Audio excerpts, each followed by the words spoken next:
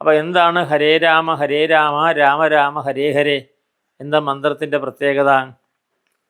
ആ മന്ത്രത്തിന് പ്രത്യേകത എന്ന് പറഞ്ഞാൽ സാക്ഷാൽ നാരായണമൂർത്തിക്ക് ഭഗവാന് ഓം നമോ ഭഗവതേ വാസുദേവായ. കലികാലത്ത് നമുക്ക് ഇന്ന് വേണ്ടതായിരിക്കുന്ന മന്ത്രങ്ങൾ പറയുമ്പോൾ ഷോഡശാക്ഷരി മന്ത്രം എന്നാണ് പറയാൻ. അതാണ് കലികാലത്തിൽ നമുക്ക് ആവശ്യമായിട്ടുള്ള മന്ത്രം. അതായത് നാരദൻ ചോദിച്ച സമയത്താണ് ഇതിന് ഉത്തരമായിട്ട് പറഞ്ഞത്. അപ്പോൾ നാരദനോട് നേരെ സനൽകുമാരാദികൾ ചോദിച്ചു, കലികാലത്തിൽ ഹോമങ്ങളും അതേപോലെ മറ്റ് മന്ത്രങ്ങൾക്കും പ്രസക്തി കുറയും എന്നുള്ളതാണ് കണ്ടത്. കാരണം ഉച്ചാരണശുദ്ധി ഉണ്ടാവില്ല വേദമന്ത്രങ്ങൾക്ക്. അതുമാത്രമല്ല, ഹോമങ്ങൾക്ക് ആവശ്യമായിരിക്കുന്ന ദ്രവ്യങ്ങളും ലഭ്യമല്ല. അപ്പം അങ്ങനെ വരുമ്പോൾ അതിന് പകരമായിട്ട് ദോഷങ്ങൾ സംഭവിക്കാതിരിക്കാൻ ഇപ്പോൾ മൃത്യുഞ്ജയ ഹോമം നടത്തുമ്പോൾ നേരെ പല വസ്തുക്കളും ആവശ്യമുണ്ട്. അപ്പോൾ അതൊന്നും ചിലപ്പോൾ കിട്ടിയെന്ന് വരില്ല. അപ്പോൾ അതേപോലെ എള്ള് ഹോമിക്കണ സമയത്ത് എള്ള് ശുദ്ധമാകണമെന്നില്ല. അതേപോലെ തന്നെ സുദർശന ഹോമം നമ്മൾ നടക്കുമ്പോൾ കടലാടി, ചെറുകടലാടി അതും ചിലപ്പോൾ കിട്ടിയെന്ന് വരില്ല. അപ്പോൾ ശുദ്ധമായിരിക്കുന്ന ദ്രവ്യങ്ങൾ ലഭിക്കാതെ വരുമ്പോൾ ഹോമങ്ങളൊക്കെ അശുദ്ധമായിട്ട് തീരും. അതേപോലെ മന്ത്രങ്ങളുടെ ഉച്ചാരണശുദ്ധിയിൽ വ്യത്യാസം വരും. അപ്പോൾ ഹോമങ്ങൾ ഫലപ്രദമായിട്ട് വരില്ല. അപ്പം അങ്ങനെയുള്ള സമയത്ത് കലിയിൽ എന്താണ് അഭികാമ്യമായത് എന്നുള്ളതായിരിക്കുന്ന ചോദ്യം വന്നപ്പോഴാണ് നാരദ മഹർഷി പറഞ്ഞത്, കലിയിൽ ഇങ്ങനെയുള്ളതായിരിക്കുന്ന ദോഷങ്ങൾ വരുമ്പോൾ ഷോഡശാക്ഷരി മന്ത്രം 16 അക്ഷരമുള്ളതായിരിക്കുന്ന മന്ത്രം, അതാണ് ഷോഡശാക്ഷരി മന്ത്രം എന്ന് പറയാം. അത് ജപിക്കലാണ് ഏറ്റവും ഉത്തമം. അപ്പോൾ അത് ജപിക്കുന്നതിന് ഗുരു ആവശ്യമില്ല. അതേപോലെ അതിൽ ഋഷി, ഛന്ദസ്, ദേവത അങ്ങനെയുള്ള ആചാരഭാഗങ്ങളും ആചരണങ്ങളും ഇല്ല. എന്താണ് ഷോഡശാക്ഷരി മന്ത്രം? ഹരേ രാമ രാമ രാമ ഹരേ ഹരേ. അത് തിരിച്ചു പറയാം. അപ്പോൾ ഹരേ രാമ രാമ രാമ ഹരേ ഹരേ, ഹരേ കൃഷ്ണ കൃഷ്ണ കൃഷ്ണ ഹരേ ഹരേ. 16 അക്ഷരമാണ്. അപ്പോൾ ഈ 16 അക്ഷരമുള്ളതായിരിക്കുന്ന ഈ ഷോഡശാക്ഷരി മന്ത്രം ജപിക്കലാണ്, ഏത് സമയത്തും സങ്കീർത്തനം ചെയ്യലാണ്.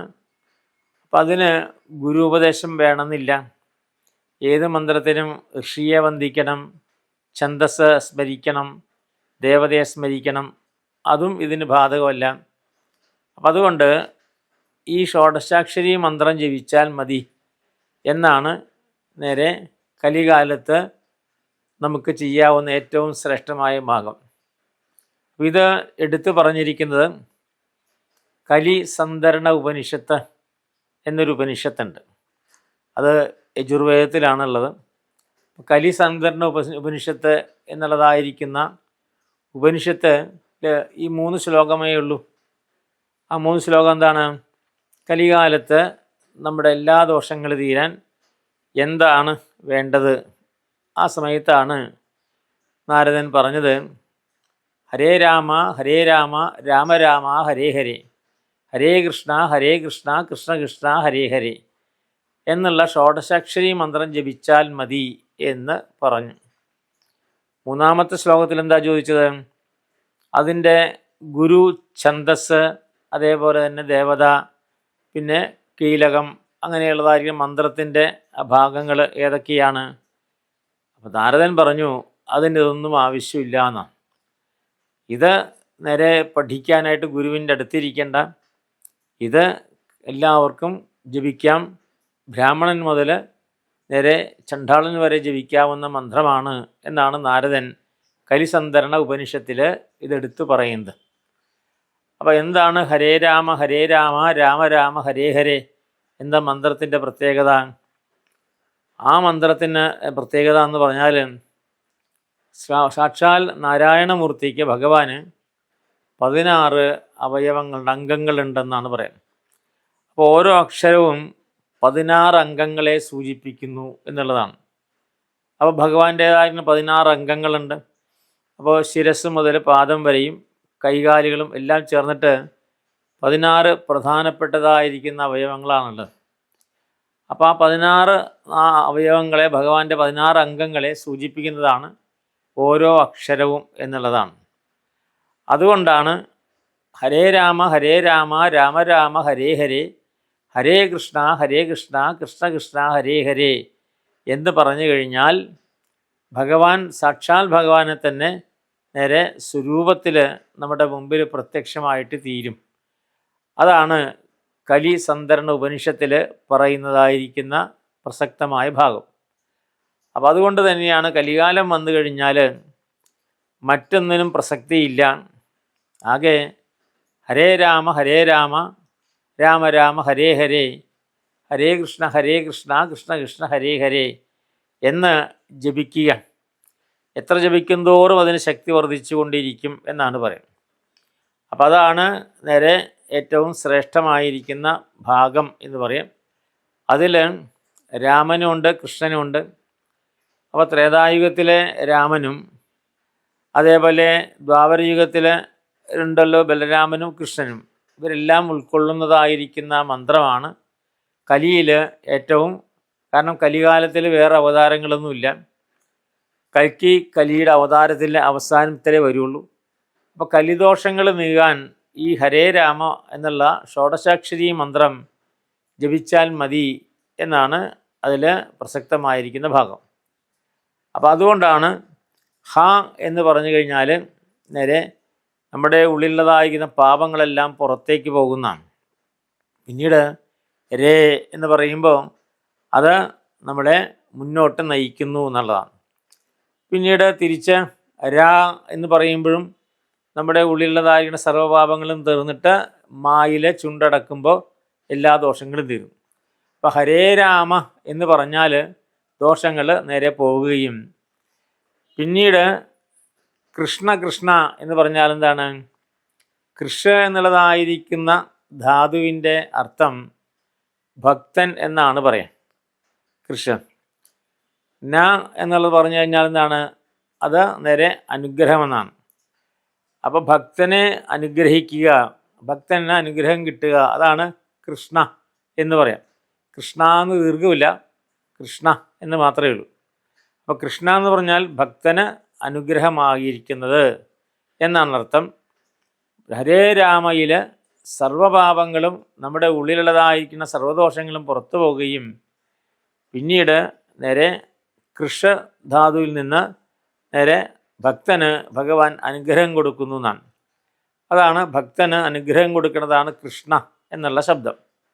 അപ്പോൾ എല്ലാ പാപങ്ങളെയും ഇല്ലാതാക്കിയിട്ട് പിന്നീട് നേരെ ഭക്തന് അനുഗ്രഹം കൊടുക്കുന്നതായിരിക്കുന്ന ആ ശ്രേഷ്ഠമായ മന്ത്രമാണ്. അത് വീണ്ടും ആവർത്തിക്കലാണ് ആ കലിയുഗ മന്ത്രം എന്ന് പറയാം. അതുകൊണ്ടാണ് ഹരേ രാമ മന്ത്രത്തിന് കലിയുഗത്തിലെ മന്ത്രമാണ് എന്ന് പറയുന്നത്. അപ്പോൾ ഹരേ രാമ മന്ത്രം ജപിച്ചു കഴിഞ്ഞാൽ മറ്റെല്ലാ ദോഷങ്ങളും തീരും, അത് മാത്രം ജപിച്ചാൽ മതി എന്ന് എടുത്ത് പറയുന്നതായിരിക്കുന്ന കാര്യം. അപ്പം അത് നേരെ നാരദൻ നേരെ ലോകത്തിന് ഉപദേശിച്ചു കൊടുത്തു. അതുകൊണ്ട് കലികാലം വരുമ്പോൾ ഈ ഷോഡശാക്ഷരി മന്ത്രം ജപിച്ചിട്ടാണ് ആളുകൾ മുന്നോട്ട് പോവുക. അപ്പോൾ ആർക്കും ജപിക്കാം, കുട്ടിക്കും ജപിക്കാം, സ്ത്രീകൾക്കും ജപിക്കാം. അതിന് ശുദ്ധാശുദ്ധങ്ങളില്ല എന്നുള്ളതാണ്. സാധാരണ മന്ത്രങ്ങൾ ജപിക്കുമ്പോൾ ശുദ്ധി എന്നൊരു ഘടകമുണ്ട്. അപ്പോൾ സ്ത്രീകൾ ചില മന്ത്രങ്ങൾ ജപിക്കരുത് എന്ന ആചാരങ്ങൾ പറയും. ഹരേ രാമ ഹരേ കൃഷ്ണ എന്നുള്ളത് സ്ത്രീ ആയാലും ജപിക്കാം, കുട്ടിക്കും ജപിക്കാം, വിധവകൾക്ക് ജപിക്കാം, പുലവാലായ്മയിലും ജപിക്കാമെന്നാണ്. സാധാരണ ചില നാമങ്ങൾ അല്ലെങ്കിൽ നേരെ ചില ആരാധനകൾ പുല ഉള്ള സമയത്ത് ചെയ്യില്ല, വാലായ്മ ചെയ്യില്ല. അതായത് പ്രസവ സമയത്തുള്ളതായിരിക്കുന്നതിനാണ് വാലായ്മ എന്ന് പറയാം. അപ്പോൾ പുലവാലായ്മകളിൽ ചില മന്ത്രങ്ങൾ ജപിക്കരുത് എന്ന് പറയും, പ്രത്യേകിച്ച് ദേവീ മന്ത്രങ്ങൾ ജപിക്കരുതെന്ന് പറയും. പക്ഷേ ഏത് കാലത്തും എപ്പോഴും രാത്രിയും പകലും ഏത് സമയത്തും സദാസർവദാ ജപിക്കാവുന്ന ഏറ്റവും ഐശ്വര്യപ്രദമായിരിക്കുന്ന, അതല്ലെങ്കിൽ ഏറ്റവും ശ്രേഷ്ഠമായിരിക്കുന്ന ഒരേ ഒരു മന്ത്രമാണ് ഹരേ രാമ രാമ രാമ ഹരേ ഹരേ, ഹരേ കൃഷ്ണ കൃഷ്ണ കൃഷ്ണ ഹരേ ഹരേ എന്നുള്ളതായിരിക്കുന്ന ആ ഷോഡശാക്ഷരി മന്ത്രം. അതല്ലെങ്കിൽ നേരെ കലിയുഗ മന്ത്രം എന്നാണ് അതിനെക്കുറിച്ച് പറയാം. ഇതിൻ്റെ അപ്പുറത്ത് കലിയുഗത്തിൽ വേറെ മന്ത്രങ്ങൾ ജപിക്കേണ്ട ആവശ്യമില്ല. അപ്പോൾ ഉത്തമമായിരിക്കുന്ന ഭക്തന്മാർ അവരിങ്ങനെ സദാസമയത്തും ജപിച്ചുകൊണ്ടിരിക്കും. ഊണിലും ഉറക്കത്തിലുമൊക്കെ തന്നെ, യാത്രയിലും ഇത് സദാസമയത്തും ജപിച്ചുകൊണ്ടിരിക്കും. അതുകൊണ്ട് തന്നെ ഇതൊരു രക്ഷാ കവചമായിട്ടാണ് ഇതിനെ നമ്മൾ കണക്കാക്കുന്നത്. അതാണ് കലികാലത്തിലേതായിരിക്കുന്ന ശ്രേഷ്ഠമന്ത്രം എന്നത് പറയാനുള്ള കാരണം. അതെവിടെയും ജപിക്കാം, ഏത് സ്ഥലത്തും ജപിക്കാം. ഹരേ രാമ ഹരേ കൃഷ്ണ എന്നുള്ളതായിരിക്കുന്ന മന്ത്രം നേരെ വിഷ്ണു ക്ഷേത്രത്തിൽ മാത്രമല്ല, ശിവക്ഷേത്രത്തിലും ജപിക്കാം, ദേവീക്ഷേത്രത്തിലും ജപിക്കാം, സുബ്രഹ്മണ്യ ക്ഷേത്രത്തിലും ജപിക്കാം. അതിന് നേരെ ദേശകാലങ്ങളുമില്ല, സ്ഥലകാലങ്ങളില്ല, അതിന് ദേവതാ വ്യത്യാസങ്ങളില്ല. അപ്പോൾ ഏത് ദേവൻ്റെ മുമ്പിലായാലും ശിവൻ്റെ മുമ്പിലായാലും ഹരേ രാമ എന്ന് പറഞ്ഞു കഴിഞ്ഞാൽ ശിവൻ സന്തോഷിക്കും, മുരുകൻ സന്തോഷിക്കും, ദേവി സന്തോഷിക്കും. അതാണ് സാർവത്രികമായിരിക്കുന്ന ഒരു മന്ത്രമായിട്ടാണ് ഈ ഹരേ രാമയെ കണക്കാക്കുക. അതാണ് കലികാലത്ത് ഇന്ന് എല്ലാവരും ജപിക്കേണ്ടതും. അപ്പോൾ മറ്റൊന്നും ജപിക്കാൻ സാധിച്ചില്ലെങ്കിലും, മറ്റൊന്നും പഠിക്കാൻ സാധിച്ചില്ലെങ്കിലും, മറ്റൊരു കർമ്മങ്ങളും ചെയ്യാൻ സാധിച്ചില്ലെങ്കിലും ഇത് ജപിച്ചു കഴിഞ്ഞാൽ നമ്മുടെ ഓരോ രോമകൂപങ്ങളിലൂടെയും ഈ മന്ത്രം ഇങ്ങനെ അലയടിച്ചു കൊണ്ടിരിക്കും. അപ്പോൾ ആ സമയത്ത് ശരീരകോശങ്ങളൊക്കെ എഴുന്നേറ്റ് നിൽക്കുകയും നമ്മുടെ മുമ്പിൽ 16 അംഗങ്ങളോട് കൂടിയിരിക്കുന്ന ഭഗവാൻ. അപ്പോൾ ഭഗവാന്റെ കാല്, അതേപോലെ തന്നെ കൈകൾ, ഭഗവാന്റെ മാറിടം, ഉരസ്, ഉദരം, ഇങ്ങനെയുള്ളതായിരിക്കുന്ന ഭഗവാന്റേതായിരിക്കുന്ന മുഖം, അപ്പം മുഖത്തുള്ളതായിരുന്ന കണ്ണ്, മുക്ക്, ഇതെല്ലാം ഈ മന്ത്രത്തിൽ ഉൾപ്പെടുന്നതാണ്.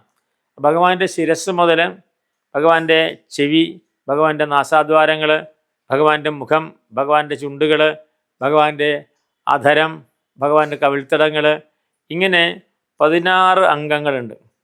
അപ്പോൾ 16 അംഗങ്ങളിലും നേരെ നമുക്ക് തെളിഞ്ഞ് കാണാൻ സാധിക്കുന്നതാണ് ഹരേ രാമ രാമ രാമ ഹരേ ഹരേ, ഹരേ കൃഷ്ണ കൃഷ്ണ കൃഷ്ണ ഹരേ ഹരേ എന്നുള്ളതായിരിക്കുന്ന മന്ത്രം. ഭക്തോത്തമന്മാരെല്ലാം അത് ജപിച്ചിട്ടാണ് നേരെ സമാധിയിലേക്ക് പോയതും ഭഗവത് ലോകത്തിലേക്ക് പോയതും.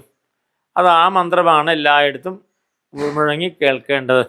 അതാണ് കലിയുഗ മന്ത്രമായിരിക്കുന്ന ഹരേ രാമ എന്നുള്ളതായിരിക്കുന്ന മന്ത്രം, അല്ലെങ്കിൽ നാമം. അപ്പോൾ മന്ത്രവും നാമവും ചേർന്നതാണിത്. മന്ത്രമാണ്, പക്ഷേ നാമവുമാണ്. അപ്പോൾ അങ്ങനെയുള്ളതായിരിക്കുന്ന അതിൻ്റെ പ്രത്യേകത അതാണ് കലികാലത്തിൽ ഇത് മാത്രം മതി. മറ്റൊന്നും ചെയ്തില്ലെങ്കിലും, ഒരു കർമ്മങ്ങളും ചെയ്യാൻ സാധിച്ചില്ലെങ്കിലും, ഒരു സ്ഥലത്ത് പോകാൻ സാധിച്ചില്ലെങ്കിൽ പോലും ആർക്കും നേരെ വീട്ടിലിരുന്ന് ജപിക്കാം, അതേപോലെ റോട്ടിൽ ജപിക്കാം, ബസ് കാത്തു നിൽക്കുമ്പോൾ ജപിക്കാം, നടക്കുമ്പോൾ ജപിക്കാം, ആഹാരം കഴിക്കുമ്പോൾ ജപിക്കാം, ഏത് സമയത്തും എപ്പോഴും ജപിക്കാവുന്നതായതുകൊണ്ട് രാത്രിയിലും ജപിക്കാം. ഇതിന് സാർവത്രികമായിരിക്കുന്ന പ്രാധാന്യമുണ്ട്. അപ്പോൾ സാർവത്രിക പ്രാധാന്യമാണ് ഇതിനുള്ളത്. അതാണ് നേരെ കലിയുഗ മന്ത്രം എന്നതിന് പേര് വിളിക്കാനുള്ളതായിരിക്കുന്ന കാര്യം. ഓം നമോ ഭഗവതേ വാസുദേവായ.